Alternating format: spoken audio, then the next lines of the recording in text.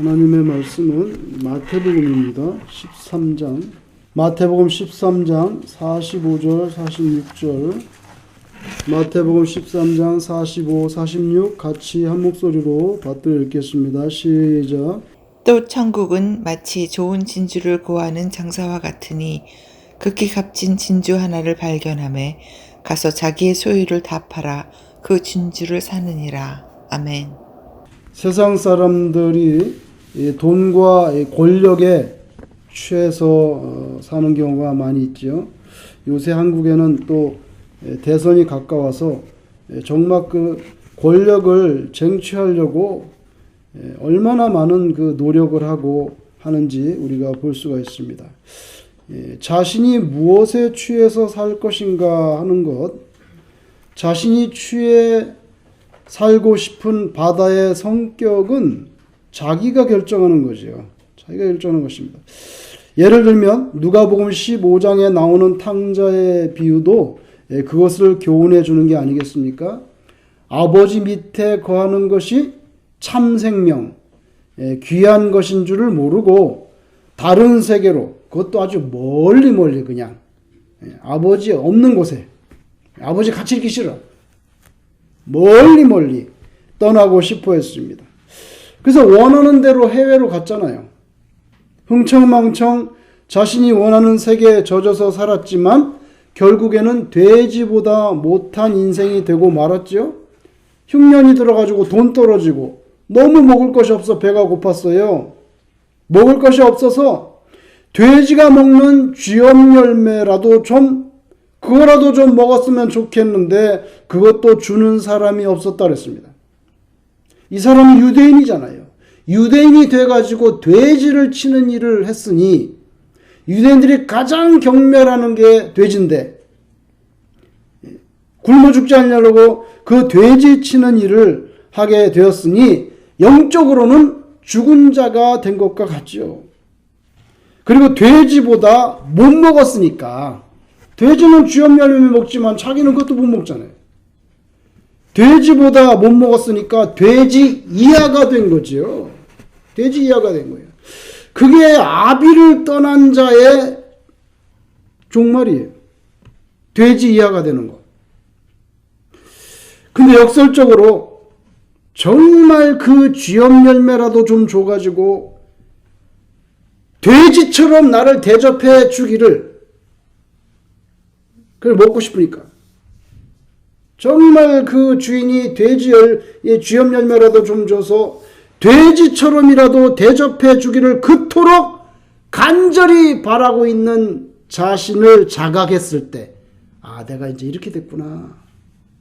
그때 비로소 그는 스스로 돼지가 아니라 인간, 그것도 아버지의 아들이구나. 내가 우리 아버지 아들이었는데 그거 깨닫게 되는 거죠. 그래서 깨달음이라는 거 참 중요해요. 깨닫지 못하면 짐승처럼 되니까. 누가복음 15장 17절에 이에 스스로 돌이켜 이르되 내 아버지에게는 양식이 풍족한 품꾼이 얼마나 많은가. 내 아버지에서 일하는 일꾼들은 먹고 사는 건 걱정 안 하는데 나는 사실, 그리고 그 뒤에 있는 가려진, 나는 그 아들이었고 나는 여기서 주려 죽는구나. 그나마 탕자 이 같은 깨달음이 그를 아버지에게로 돌아가게 하는 계기가 됐다는 거죠. 돌아간 그는 돼지가 아니라 다시 아들이 됩니다. 그러니까 우리는 하나님으로부터 벗어나면 멀리 갈수록 돼지에 가까워지는 거예요. 돼지가 뭐예요? 돼지보다 아래지. 돼지는 쥐엄 열매를 먹지만 이 아들은 그것도 못 먹었잖아요. BTS라는 게 뭐지요? 이종미 권사님. BTS가 뭡니까? 뭐죠? 방탄소년이에요. 방탄소년? 아, 그거 약자죠? 나 처음에 뭔가 해서 BTS가 방탄소년 그거 약자예요. BTS. 그래서 유명해요. 근데 BTS 말고 BTC라는 게 있어요. 그거 뭡니까? 문승현 집사님? BTC는 또 뭡니까? BTJ는 뭐예요 또? 오셨으라고. BTC는 비트코인입니다. 예. BTS는 우리가 또 아는데 BTC는 비트코인의 약자죠. 비트코인의 약자잖아요. 아니 BTS만큼 지금 유명해지는 게 BTC예요. 2009년도에 생겨났대요. 이게 2009년도에 글로벌 전자지불, 전자식으로 지불하는 그런 네트워크인데 디지털 화폐예요. 실제로 우리는 뭐 그 달러를 만질 수 있지만 얘는 손으로 만질 수 없어요. 그냥 만질 수 없는 디지털의 가상 화폐예요. 특징이 있어요. 뭡니까, 여러분? 여러분, 우리는요 무슨 돈 거래를 할 때 반드시 중간에 뭐가 있어야 되면, 예를 들면 은행이 있어야 되죠.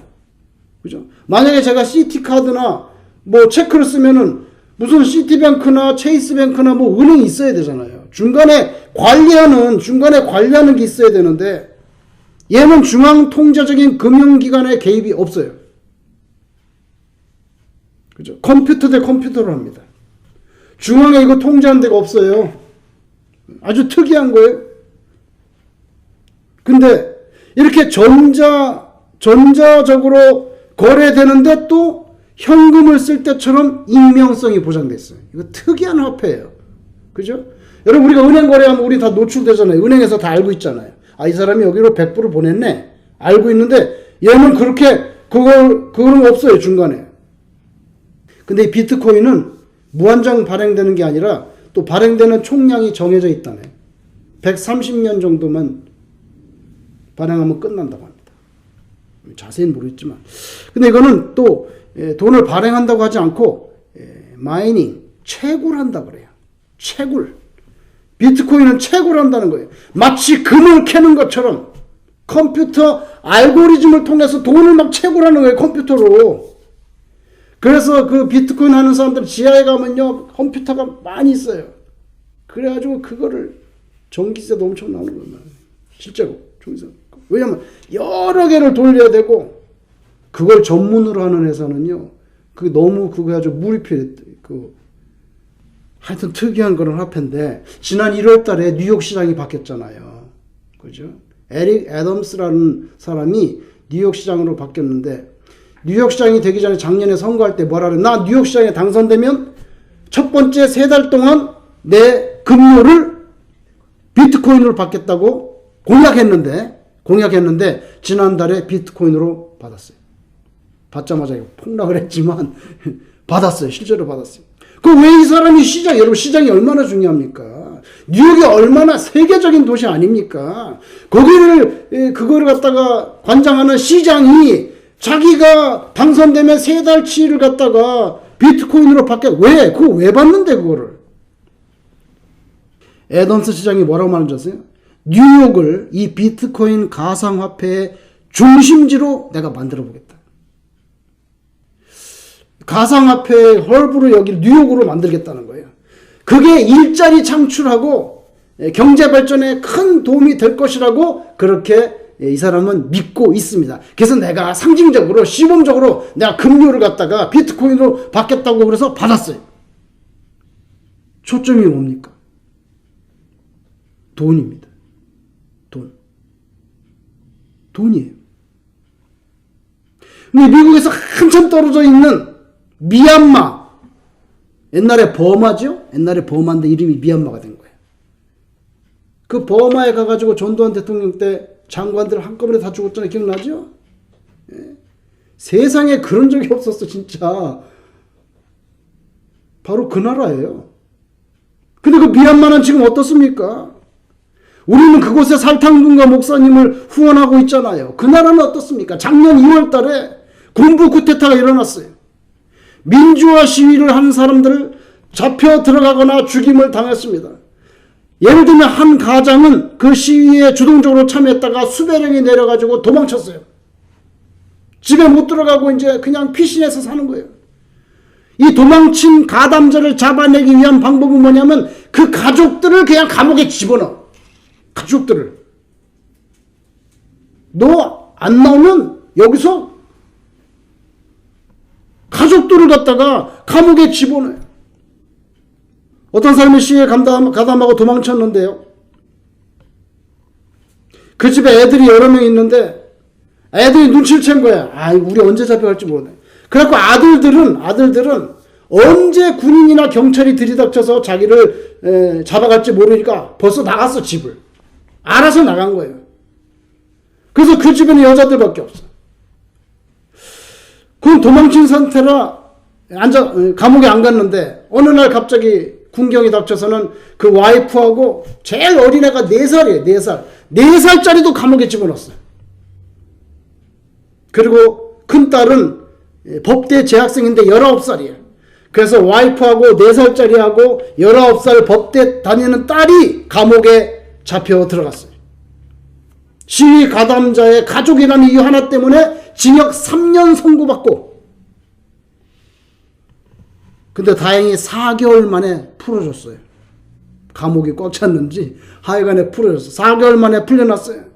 그래서 뭐 4살짜리도 풀려나고 엄마도 풀려나고 19살짜리도 풀려났는데, 이 19살짜리 딸은 풀려나자마자 어디로 갔느냐, 바로 이 군부에 저항하고 있는 인민방위군에 합류해 들어가 버렸어요.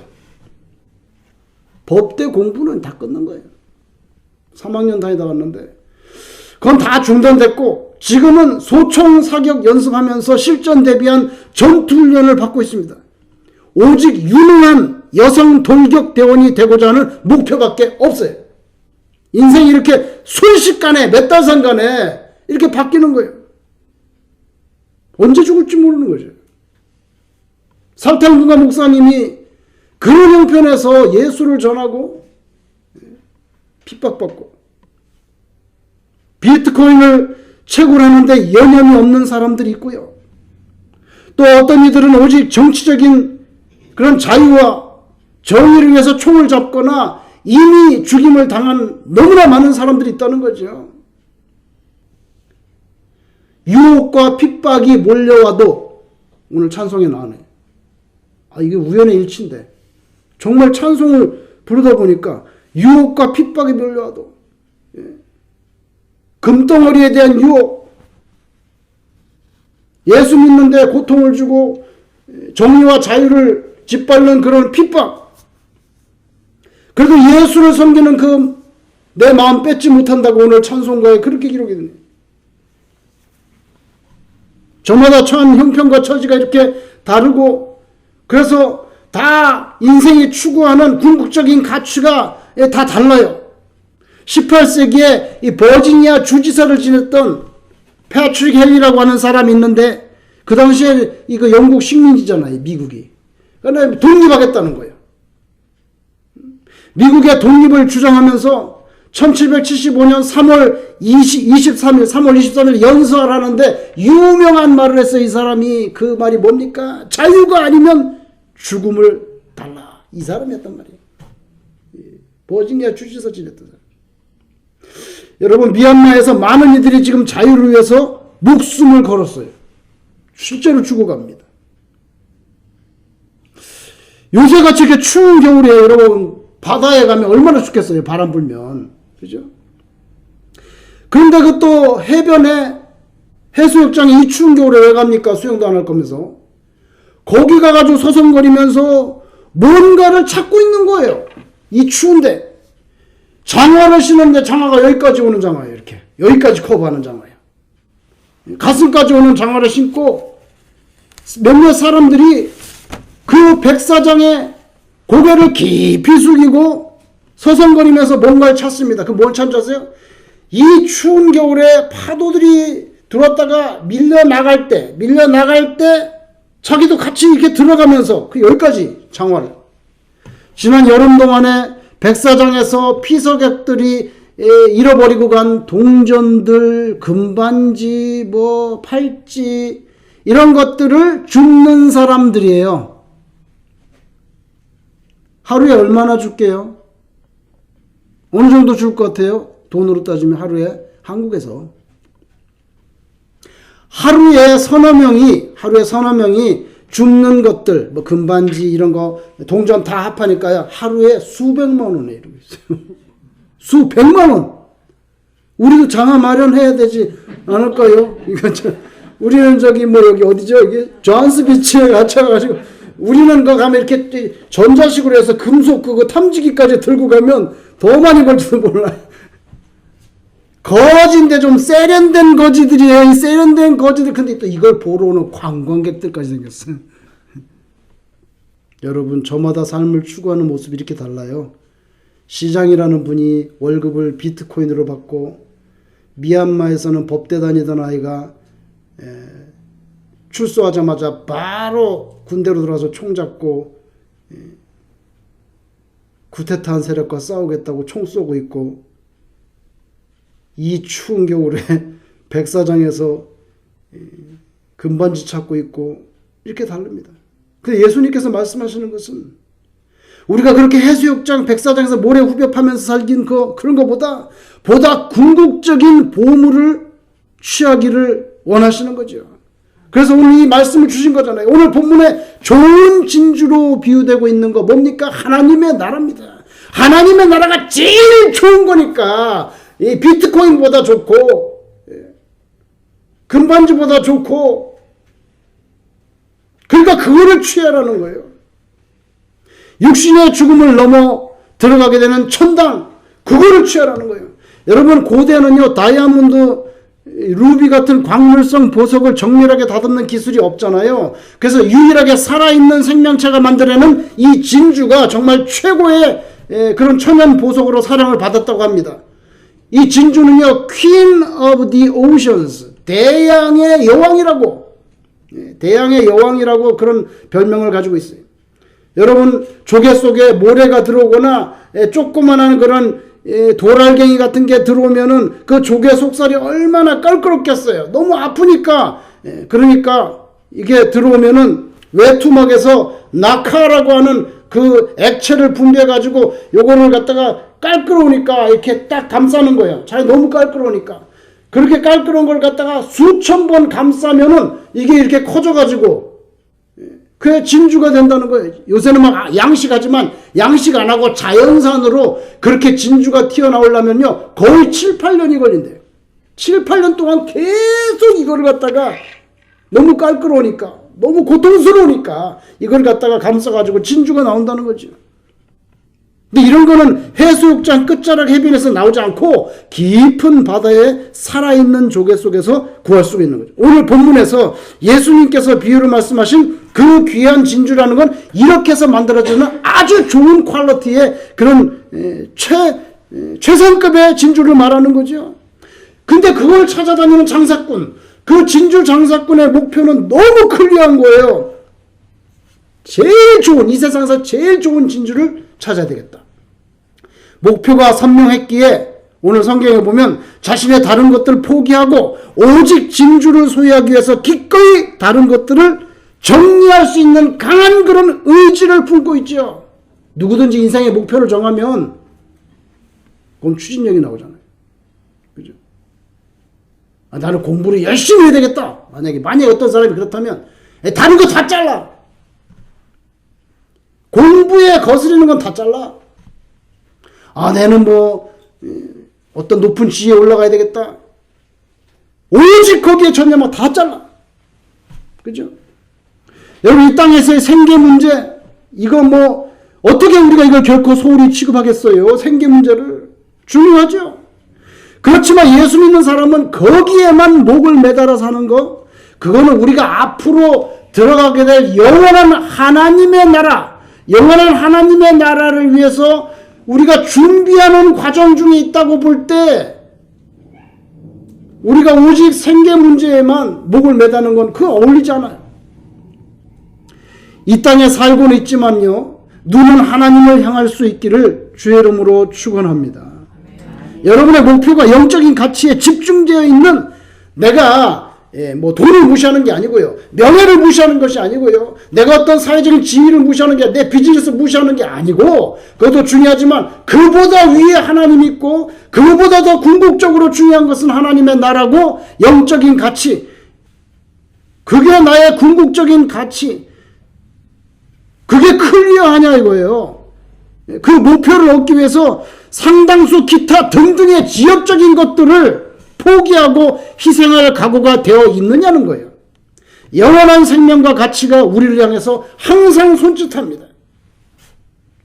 시간이 없어요. 난 시간이 없어요. 내가 경제적인 여유가 너무 없어요. 내가 건강이 따라주질 않아요.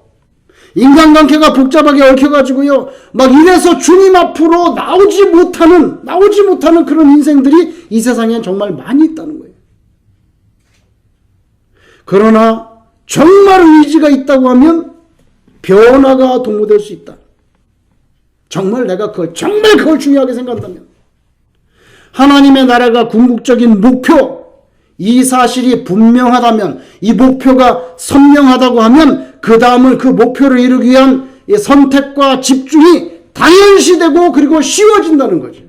근데 그게 흐리멍텅하면 그럼 그냥 비슷한 거예요. 그냥 교회를 다녀도 세상 사람들하고 비슷한 거예요. 왜냐하면 그게 확실하지 않으니까. 모든 문제들은 이 주님과의 신령한 교제를 위해 적극적으로 내가 마음을 쓰려고 하지 않고 내 자신의 이 신앙적인 이슈를 향해서 내가 온 정신을 쏟아 부으려고 하지 않는 거기에서 문제가 생기는 거죠. 여러분 2006년도에 1월달인데 얼마나 춥습니까? 웨스트 버지니아에서 탄광 폭발 사고가 발생했어요. 2006년도에. 그때 12명의 광부가 죽었어요. 얼마나 슬픈 일입니까? 근데 그 사고가 발생한 다음에 그 와중에 아직 광부들이 죽지 않고 살아있다는 오보가 일어나가지고 그 가족들이 아직 안 죽었구나. 근데 잘못된 보도였어요. 그래서 나중에 다 죽었다고 그러니까 아직도 살아있다 그러더니 그리고 가족이 그냥 그 충격이 2배로. 그러니까 기자들도 정말 정확하게 사실에 근거해서. 근데 여러분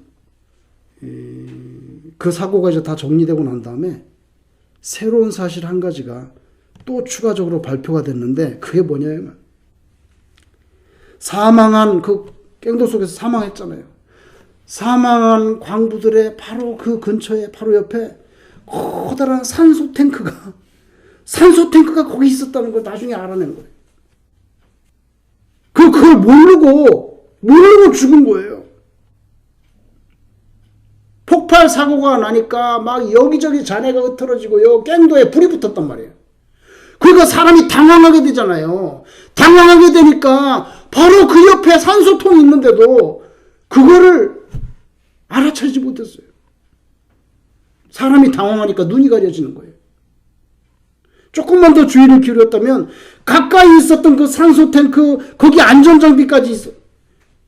그걸 발견할 수 있었을 텐데 깨끗한 공기와 안전장비들을 근처에 두고도 당황한 나머지 생명의 통로를 제대로 찾지 못하고 죽었다는 12명이 그 산소통 가지고 2시간을 넉넉하게 버틸 수 있었다는 거예요. 그 산소통 양. 그게 나중에 밝혀졌어요. 2시간을 더 넉넉하게 12명이 다 버틸 수 있었는데 그런 충분한 산소를 담고 있는 탱크를 두고 너무 빨리 죽어버린 거예요. 우리의 신앙생활을 곰곰이 돌아보면 정말 우리에게 필요한 것은 이 생명이 되는 영적인 산소 공급.